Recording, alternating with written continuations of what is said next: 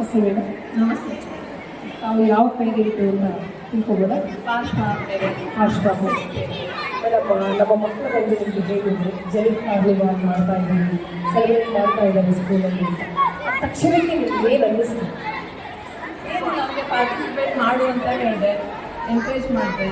ಇವತ್ತು ಬೆಳಗ್ಗೆ ಕೇಳ್ತಾ ಇದ್ದ, ಮಮ್ಮಿ ನನ್ನ ಕಲೆಕ್ಷನ್ ಆಗಲಿಲ್ಲ ಅಂದರೆ ಏನು ಅಂತ. ಕಾಂಪಿಟೇಷನ್ ಚಾಲೆಂಜರ್ ತೊಗೋಬೇಕದನ್ನ ಅಂತ ಹೇಳಿದೆ. ನೀನು ಇದನ್ನ ತೊಗೊಂಡು ಹೋಗ್ತಾ ಇದೆಯಾ, ಫೇಲ್ ಆದರೆ ಮಾಡು, ಇಲ್ಲ ಅಂತಂದರೆ ಫ್ರೆಂಡ್ಸ್ಗೆಲ್ಲ ಹಂಚಿ ಬಾ ಅಂತ ಹೇಳ್ತಾರೆ. Very good madam, very good. ಈಗ ನೀವು ಏನೆಲ್ಲ ಥಿಂಗ್ಸ್ ಮಾಡೋದಕ್ಕೆ ಅವ್ರಿಗೆ ಅವಕಾಶ ಮಾಡಿಕೊಟ್ರು? ಅವ್ನು ಮಾಡ್ತೀನಿ ಅಂತಂದ. ನಿನ್ನೆ ಒಗ್ಗರಣೆ ಹಾಕಿ ಕೊಟ್ಟೆ ನಾನು. ಬೆಳಗ್ಗೆ ಅವನು ರೆಡಿ ಆಗಿಬಿಟ್ಟು ಬಂದ. ಬರುವಾಗ ತುಂಬ ಸ್ವಾದಿಂದ ಬಂದಿದ್ದಾನೆ. ನಿಮಗೆ ಏನು ಅನ್ನಿಸ್ತಿದೆ? ಮಕ್ಕಳು ಇದರಿಂದ ಏನು ಕಲಿತಾರೆ? ಒಂದು ಕ್ರಿಯೇಟಿವಿಟಿ ಕಲಿತಾರೆ. ಓಕೆ. ಇನ್ನೊಂದೇನಂದ್ರೆ ಅವ್ರಿಗೆ ದುಡ್ಡಿನ ಬಗ್ಗೆ ಗೊತ್ತಾಗತ್ತೆ, ಏನು ಖರ್ಚು ಆಗ್ತಾ ಇದೆ, ಏನಾಗ್ತಾ ಇದೆ, ನಾವು ಏನು ಮಾಡಿದ್ರೆ ಏನಾಗುತ್ತೆ ಅಂತ ಗೊತ್ತಾಗತ್ತೆ.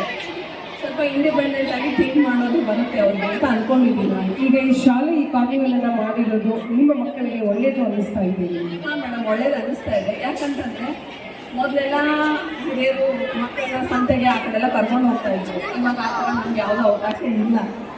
ಸೊ ಇದೆಲ್ಲ ನೋಡೋದ್ರಿಂದ ಅವರು ಒಂದು ಏನೋ ಕಲಿತಾರೆ ಅಂತ, ಹೆಂಗೆ ಇದು ಮಾಡಬೇಕು, ಇಂಟ್ರಾಕ್ಟ್ ಹೆಂಗೆ ಮಾಡಬೇಕು, ಜನರ ಜೊತೆ ಹೆಂಗೆ ಮಾತಾಡಬೇಕು ಅಂತ ಕಲಿತಾರೆ ಅನ್ನೋದು ನನ್ನೊಂದು ಅಭಿಪ್ರಾಯ.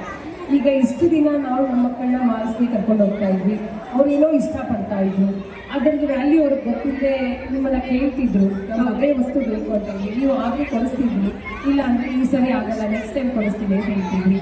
ಬಟ್ ಇವತ್ತು ನಿಮ್ಮ ಮಗ ನಿಂತು ವ್ಯಾಪಾರ ಮಾಡ್ತಾ ಇದ್ದಾನೆ. How you are found yourself? ತುಂಬ ಖುಷಿ ಅನ್ನಿಸ್ತಾ ಇದೆ. ಅವನಿಗೂ ಕಲಿಬೇಕು ಅಂತ ನನಗೆ ಅನಿಸ್ತು. Thank you so much madam. Thank you madam.